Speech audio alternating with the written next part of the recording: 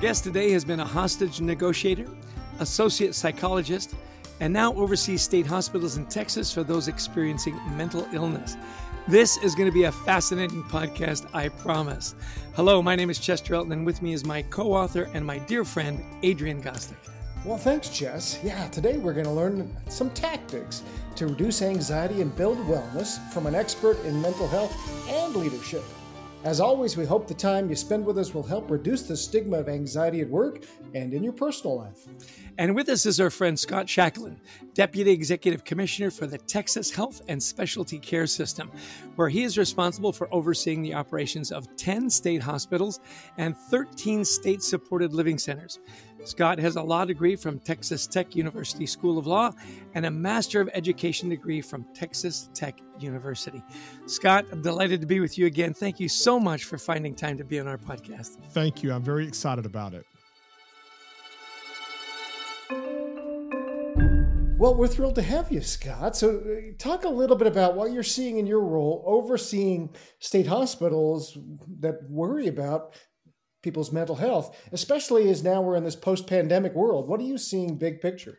Yeah, that's a good question. I think one of the things that we're seeing, when we were in the middle of the pandemic, there was a lot of stress on people, obviously. And as we went through things like lockdowns and businesses and people leaving employment, things like that, as we kind of started coming out of the main part of the pandemic, that's where you kind of get the trauma that people have experienced. And so whether it was isolation for some folks, whether it was just the stress, the political and psychological stress around us, what we're seeing a lot is people now starting to, you wear that, you keep it on you. And so as they are now starting to recognize that, I think we're seeing an uptick in people that are seeking services and people that need services, and they need to connect with others. And it's kind of funny because I think we've gotten so used to over the last 2 or 3 years being more virtual, being more isolated, being kind of on our own, that now a therapist for some people or a mental health professional is almost replacing something they may have previously had because they've lost a lot of those connections. And so it's really allowing them to, we're seeing that the need for people to really process what's happened in this world and where we're going to go from here, the fear of the future. Right. Are you finding there's a little less of a stigma in asking for help and having a counselor and so on since the pandemic? I think so. It's kind of hard to tell. I think you'll see that in age groups, especially. I think people that are younger and have had more of an openness about their mental health challenges. I think social media, with all the negative aspects about it, also has a positive aspect where people are openly talking about, like I'll see people post, I saw my therapist this week and we talked about this, and you didn't used to do that. Never. And, but I think also with others, there's certain demographics, whether it's people that are grew up in an era where you just pull yourself up by your own bootstraps or whatever. They're not necessarily seeking those services as much as others. So right. I think you're always going to kind of have that generational piece there. Yeah, well said. When I was with you, you spoke about working to enhance recruiting and retention of your staff. I mean, your staff does some pretty hard jobs. Yeah. Can you talk about what you're doing that's working to enhance the wellness of your own staff across the great state of Texas? Sure. And I've always tried to do that divide of recruitment and retention, because recruitment really is about taking care of your own, and it's about creating a culture and an atmosphere in which people are comfortable and they feel that they belong to something. One of the things that has been the biggest challenge for me, because we have, first of all, I'm sure everybody knows Texas is huge. If you don't, get a map out. There's even websites where you can put Texas on top of like Europe and see how it's, but, having 10 hospitals and 13 state-supported living centers, we are spread from El Paso, which is not even in the same time zone as me, all the way across to East Texas. Trying to keep all those folks engaged really is on two levels. One is locally. I mean, there's nothing that says that's stronger than have good local leadership that's doing things daily with them to try to create a culture of respect, a culture where people feel engaged, but also from the state level, because there's always kind of been this, the state office people are in the ivory tower. They don't know what's really going on out here. So we've tried to do a lot from a state level also to send a message to people that they matter. And so some of the things I've done, I have, for example, we started a podcast that's solely for our staff, and it allows them to, what I do is I interview people from different hospitals and SSLCs that either have been nominated or people have seen things they've done. We have this initiative we call Together We Shine, which is really about how we can work together and do things that are not just part of your regular job, but when you see people go above and beyond. And to me, that's important because, and I'll give an example. We had a housekeeper that was on one of our units, and she noticed that one of the people receiving services there was in some kind of crisis, and she didn't really have time to run and get people. She yelled, and they were coming down the hall, but she immediately started doing CPR on him. She's a housekeeper. That's not her regular job. But you know what? Saved a life, made a difference. And so what we try to do is talk to those folks and tell others, you know, we're all taking care of patients. We're all taking care of residents. And to me, that gives you that greater sense of purpose because you feel like you're part of something more than just the daily grind of coming in, doing your job and leaving. And so with that, we have a magazine that we started where we feature people and we send out, we have a newsletter. We have, like I said, the podcast that we're doing. I also do virtual town halls where people can log on. And the most fun with the virtual town halls is not really the first part where I tell them what's going on. It's the last half hour, they get to rapid fire questions at me. And so, and keep in mind, I have 18,000 employees. So these aren't a few people. Wow. And so what happens is I start getting all these questions, and it's everything from the normal, are we going to get any pay raises this year, up to, you know, what are your thoughts about this or that? But I think what it demonstrates to people is that that we're human. We all are. And that we're all kind of doing this together. We have a common mission. And so when I talk to, because with facilities, you have your clinical staff, you've got doctors, nurses, dentists, pharmacists, and everything, but you've also got maintenance, food service, housekeeping, all those people.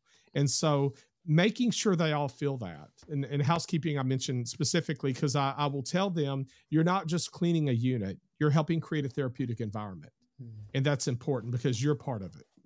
And that really has helped us to have a good, I think, a good culture where people feel like family. And I want them to feel that way. And I'll talk a little bit more about that when we get into trauma stuff, if we do. But yeah, I think that's an important piece of what we're doing. Well, that's a good transition. Let's talk a little bit about trauma then. With your background, as Chester says, you've worked as a treatment coordinator for Center for Youth, associate psychologist in Lubbock, and a hostage negotiator for 2 psychiatric prisons. You've had some interesting background. So tell us a little bit what you've learned about anxiety, trauma, and maybe some lessons that you've learned along the way that can help all of us thrive. Well, I learned, it's interesting because the hostage negotiation piece, which people always find fascinating, and it was, we had one very serious situation out in Lubbock where we had a hostage, a lady that was taken hostage by 2 inmates, and it lasted about 11 and a half hours. Wow. It was exhausting because you can't go home and sleep. You're there, you're in the middle of it. And it worked out okay. But when I came out of that room after 11 and a half hours of this, the first thing I did is I went to the office there at the prison and I called my kids because I just needed to hear their voice. And at the time, I didn't realize it was much later that's a kind of a normal trauma response is to reach out to someone that, and to know to feel stability, to feel there's something there. The field has advanced a lot since then, and we talk a lot about trauma-informed care, and we really have worked to make sure that the services we provide are trauma-informed because many of our patients and residents have had some pretty bad things that have happened. But the staff, there's the old saying, and I always bring this up because it gets on my nerves. When people say, leave your problems at home. When you come to work, leave your problems at home. Well, we don't work that way as human beings. If you had a fight with your spouse that morning, or if your kids or something's going on with them that's not going well, you don't just turn that off and go to work and you're, like some kind of robotic employee. And so we've been talking a lot more about when you see somebody that looks like they're kind of, you work together every day, you know each other well. If, reach out to them, check on them. If you know something's happened in their life that they could use just an encouraging word. We also have things that happen at our facilities that can be tough. I mean, we serve a very difficult population. Some of the people that we have in our hospitals, for example, have either been found not guilty by reason of insanity, or they're there because they've been found incompetent to stand trial. Some of them are violent. So if a nurse gets assaulted at work, we send them to the emergency room. Are you okay? And they were like, okay, well, report back the next day. And we put her right back in the same place that she was assaulted. Well, if you were attacked in an alley going down a street, and I said, Chester, I want you to go back to that alley tomorrow because you left your wallet and you need to go pick it up. Your first thought, you're going to have that traumatic response. Yeah, I'm not doing that. Exactly. And I think in general, I think we as a nation, probably as a world right now, are coming out of this trauma that we've experienced, whether it's pandemic, whether it's mass shootings, whether it's just the political, wildness of the country. And whether you're a conservative or a liberal, that doesn't matter. Everybody's feeling it. There's this tension. That's where I think that, it's important for us to realize people carry their trauma with them, and that's okay. That's normal. But that also means that we need to be sensitive to others when we're in meetings, when we're talking about patient care, when we're dealing with things on what may be going on with them. The bottom line is we're human, we're people.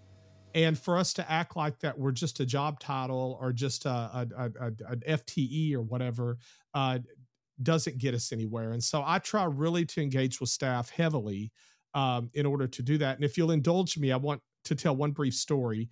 Back when I was in my previous position, I had about 11,000 employees. So I didn't have quite as many, but I had set up a texting service because we had a lot of staff that didn't have access to emails.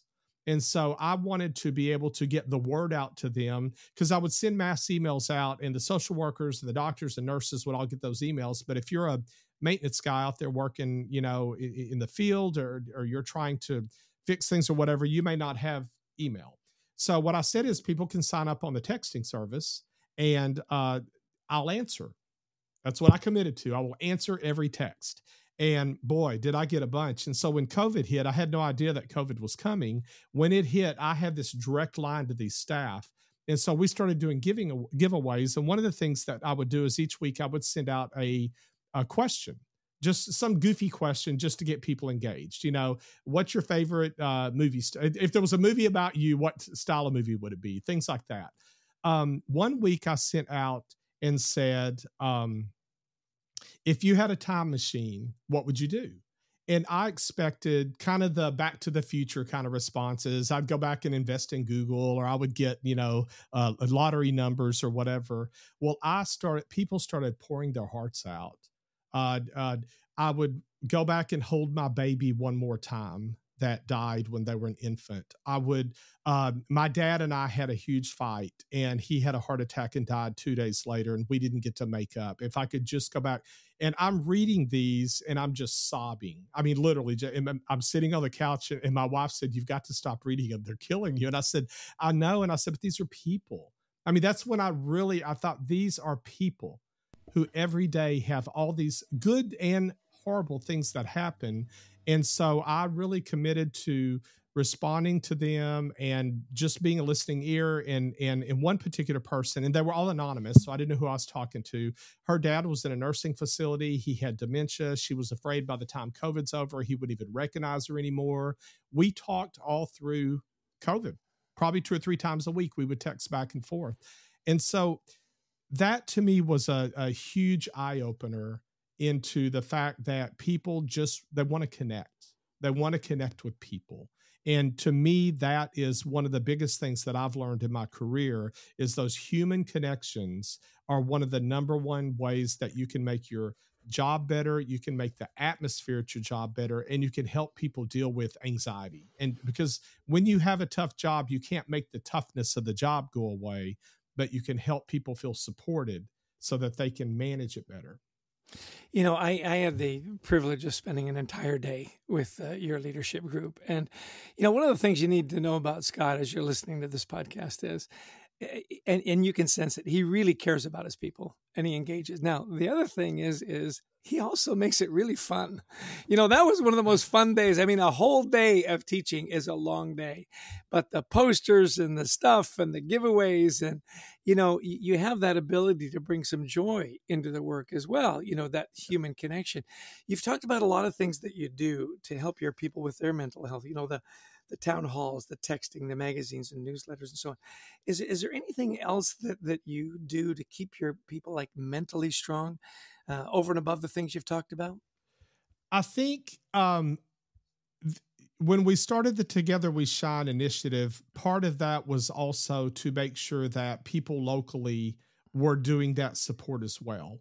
And so we really pushed, for example, if you're a director or superintendent over one of our facilities, have town halls, let people have an opportunity to ask questions. To me, the number one thing that creates anxiety in the workforce is either not feeling in control or not being sure what's coming. People don't, nobody likes that. And so having policies dictated from on high and you don't know why, or being told you're going to do things a certain way and you don't know why, to me, opening those lines of communication more so that people can ask questions in a safe environment and they can voice concerns, but also they can be a part of the solution. More than once I've said, we need to go to the staff that are doing the work and ask them, do you think this will work? Because I can come up with all these brilliant ideas in Austin, and then I send them out and people are saying, do you realize how much work it's going to take to do this? and in the end, the payoff isn't going to be that much. And so it's really been about allowing people to have more of a voice in how they do their jobs and having more of a voice in being able to ask questions and be represented. And so we have employee councils that can meet, and they can meet with leadership and they talk about concerns and issues. And it can be everything from how we schedule our shifts all the way up to, we have a patient that we really don't know what to do with and everybody's scared of them and we're trying to figure out the best way to handle this. Yeah. And so it really covers the broad range of work environment to the actual delivery of services. Well, how do people learn more about you and your work, Scott? I'm assuming you don't want to give out your cell phone like you did to your employees. Yeah. Just text him. So, just text me. We're on the internet. If you Google Texas Health and Specialty Care System, then you're going to see the HHSC website. And that shows you, by the way, we're always hiring. So anybody listening to this, if you want to move to Texas or if you're in Texas now, we are pretty much everywhere. We're all over the state, rural and urban. So that's one way is people can go to our website, and that really gives you the bigger picture. I have a personal podcast as well that I do that's unrelated to work. I don't advertise it at work because I don't want people to think I'm taking advantage of a captive audience, but that is another way if you want to get to know me on a personal level. And it's Observations from Life is the name of the podcast. It's real easy to find if you Google it. Awesome. Good. We'll be checking it out. And this is fantastic. Okay. Last question, since we're coming up on time here. This has been really great, Scott. Younger generations coming into the workplaces. We interviewed a lot for our book, Anxiety at Work. We heard a lot of younger people. They say, look, we talk about mental health in every conversation we have with each other. With you oldies, we never talk about it because you just don't get it. Obviously, you are. But what are you seeing kind of generally with the younger people coming into the workplace? What do we as leaders need to be aware of as we think about wellness and welcoming this new generation in? I think most important is to listen. I think there's this, and unfortunately, it's become a social meme and everything else, and people have started integrating it into their beliefs. And that is that, for example, millennials, they don't really want to work, they do whatever. And the reality is that millennials are a very, very energetic and active group. And it's just what happens is, the millennials, and my kids are millennials, so I think I can speak for them. They grew up with like I grew up in my career, what it was is if I want to do something, like if I want to one day be in some particular position, then I find somebody that is doing that now, kind of a mentor, and learn from them what they did and kind of the steps. And one day maybe I'll, make it to that level. Millennials grew up in a world where people like Mark Zuckerberg and you could name any of several, but where they, through creativity and ingenuity, became millionaires or billionaires, maybe at this point. I don't know who's what, but so for them, they value that. They value being able to be creative and to be able to do things that are different and not just. So if you bring a millennial in and say, hey, I'm a unit director here at, such and such state hospital. And if you do like me, 30 years, you too can, in 30 years, you too can be a millionaire and retire. They're not going to buy that. So what we've been trying to do is find ways, can we move people around, change their jobs periodically? Can we give them other extra things that they may be interested in doing so that they can have some personal growth? I think that, and it's not just millennials, because now we're hiring Generation Z and others, but I think listening to them and recognizing that that we're the ones that used to think our parents didn't know anything. They now think we don't know anything. Let them tell us what they're seeking and what their goals are so that we can help tailor what we do to that. Because if you do that and somebody gets excited about it and feels that you've invested in them, it's a lot harder for them to want to leave because they now feel like they're part of that group. And so I can't stress enough, listen. And I often will be in a conversation with somebody that I already think I know everything, and I realize I need to just be quiet. I was doing a town hall one time where I was going to lay out all this information that I thought was really important. I had about 150 people in there, and I didn't get 3 minutes in, and they just started peppering me with everything from complaints to questions to whatever. And I had opened my town hall with, I'm here to listen. And they kept interrupting me. And then I thought, wait a minute. And I remember mentally telling myself, you said you're here to listen, just shut up. I did. And for an hour and a half, they talked, and a lot of it was complaints, and we did some problem solving live and other things. But it was kind of interesting because at the end I was thinking I didn't get to make any of the points I wanted to make, yet the feedback was that's one of the best town halls we've ever been in. And I realized they're not about me, it's about them, and that's what we need to do, is make it about them. Well, I do want to make this next question about you because so many people come to you, you answer all these texts, you're doing these podcasts and newsletters. What do you do to keep your energy good? What do you do to keep your mental health as you go through a lot? Your work is trauma. It really is. It is. It is. Well, first of all, I think if anybody is wanting to deal with anxiety at work, first, make sure you're in a job you love. And if you're not, seek to find one. And I know it's not always easy. Sometimes you're just in the job you're in. But a phrase somebody told me years ago that I've always really believed in is bloom where you're planted. And so wherever I land, sometimes I haven't gotten the job I wanted, do the best I can in that job. But when it comes to outside of work, it is important that you've got a life, because if work is all you have and all you do, that means that your whole life is centered around deadlines and finishing projects and productivity. And sometimes I've often jokingly said I need to write a book one day called The Art of Doing Nothing, because sometimes you need to just do nothing. And so I find I like to meditate. That's a big thing for me. And so I really enjoy having time to, whether it's quiet, like a Zen Buddhist kind of meditation, or if it's with music. I sit in the backyard with my cats, which is if you ever watch cats pounce around or chase a bunny, that's a very relaxing thing to do. And I really enjoy that. Yeah. Oh, they're fun. And I know there's dog people out there, and dogs are fine. But no, it's just, but also I think that I have a big family and I have kids and grandkids. We spend a lot of time together. I think that, again, it's about finding things that you enjoy. I like to dive into new things. And so about every 6 months to a year, I will start a new project. Like I'll start learning how to do something. For example, during COVID, when everything was shut down, I thought I'm going to learn how to be a bartender.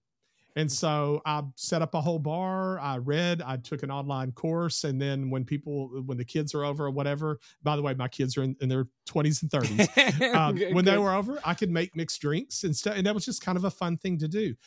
Sometimes I dive into reading about stuff.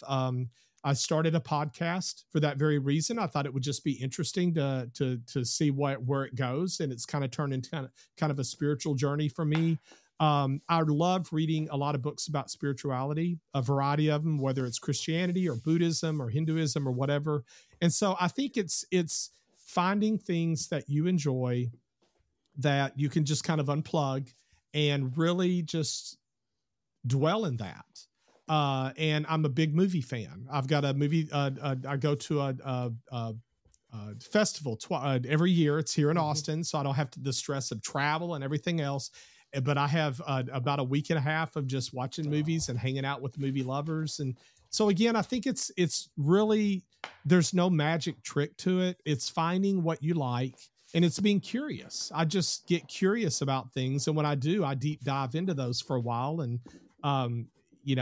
for me, it's a way to help reduce stress, and it's just helps me to kind of have a balance. And, sometimes I just put my hand down and, on my desk, I bury my face in my hands, and I just think, go to your happy place for a minute, and then I kind of come back and everything's good. Awesome. Go to the movies. Yeah. Yes. Go to the movies. This has been just great, Scott. Thank you so much for taking some time with us. We've learned a lot. I've taken pages of notes, and it's obvious the care that you have for your people. Thank you so much for taking some time with us today on the Anxiety at Work podcast. And we wish you continued success in your role, taking care of 18,000 people, as well as all the people in your care that you take care of as well. Thank you for being on our podcast today, Scott. Thank you. It's been great, Scott. Thank you so much. All right.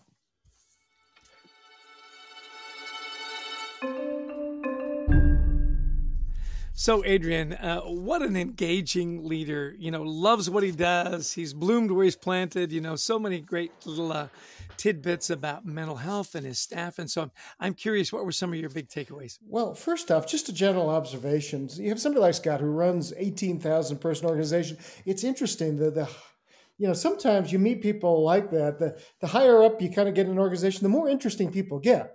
Right. Movie buff spends a week and a half at a movie, at a festival. They just have interesting hobbies. They're curious about the world. So just a little takeaway there for all of us is, if you want to be successful, be more curious in life, like Scott. So I just thought, first off, let's talk, trauma from the pandemic. He says, look, his hospitals, they're full, but it's more than that. Is we lost a lot of our connections. We've talked about this during the pandemic. So mental health professionals are serving that role where normally you would just put your problem out to your friends as you're having, breakfast with friends or dinners, which we stopped doing during COVID, which we kind of need to start again. Yeah. I was just so impressed with his commitment to communication. Magazines, town halls, podcasts, newsletters, the texting service that he gave away his mobile phone number, that he wanted to be connected, to your point, those human connections. Talked about the town hall where he came in and it was about listening, and he had all these points he wanted to make, and then he sat back and listened. It was the best town hall they'd ever had. I also appreciated when he said, look, for himself, continue to have a life, do something above and beyond. If your life is just work, it's all deadlines and stress and so on. Be curious, go to movies, pick up a habit, open a bar in your basement. I mean, he really had fun. And his family, you could tell that was very important to him, his children and his grandchildren. Well, that was an interesting story about doing 11 and a half hours of hostage negotiation. Yeah. And who's the first person you call? Well, it's your family. And the point was there, after trauma, we need stability. Well, and coming back to the workplace, this is anxiety at work. We can be more of the stability for our people if there is trauma, which there's going to be outside in their lives. So I just thought that was really interesting, that talk about trauma that Scott talked about. Look, everybody's going through this right now, especially younger people who can't get away from it on their phones, etc. Mass shootings, the pandemic, politics. People carry trauma with them, and that we've got to be more sensitive than ever before to those around us. Is somebody struggling? Absolutely. His podcast, Observations from Life, something he was curious about, and now is, getting out there and doing a bunch of stuff. Scott Shacklin spent a whole day with he and his leadership team. Let me tell you something. You can tell when people admire and want to be like their leader, and his people admire and really care for Scott as much as he cares for them. Not surprisingly, when you get a leader that cares that much, that it would be reciprocated. Scott Shacklin, one of our more interesting leaders that we've ever encountered. Wouldn't you Isn't agree? it interesting that you went out and spoke to the leaders of a group of psychiatric hospitals? I recently did that, spoke to another national chain of psychiatric hospitals. Here we are going out and speaking to all these psychiatric professionals. But I think it's interesting. They're looking for different ways and different perspectives as well, seeing us come in with a business perspective and a little bit of the psychology we talk about. And, it's interesting. We're all looking for new ideas, no matter where we are. Yeah. Well, as we wrap up another great podcast, we always want to give thanks to our producer, Brent Klein, who takes all the stuff that we send him and makes it audible and interesting, to Christy Lawrence, who helps find our amazing guests, and of course, to all of you that listen in. If you like the podcast, please share it. We'd love to visit our website, thecultureworks.com, for some free resources to help you and your team and your culture thrive. And we love speaking to audiences around the world, like Chester did for Scott's group, virtually or in person, on the topics of wellness, culture, teamwork, resilience. So give us a call. We'd love to talk to you about your event. And this has been another fun podcast. Chester, I'm going to give you the last word this time. Thank you. Well, buy our books, as Adrian said, and we have a new book. One of our strategies is around gratitude. We just published The Gratitude Habit. Go to our website, thecultureworks.com, and order your book now. It's 90 Days to a More Grateful Life. And on that, grateful for you, as always, Adrian, and for all of the people that listen. Have a great week, and we'll see you again in 7. Cheers.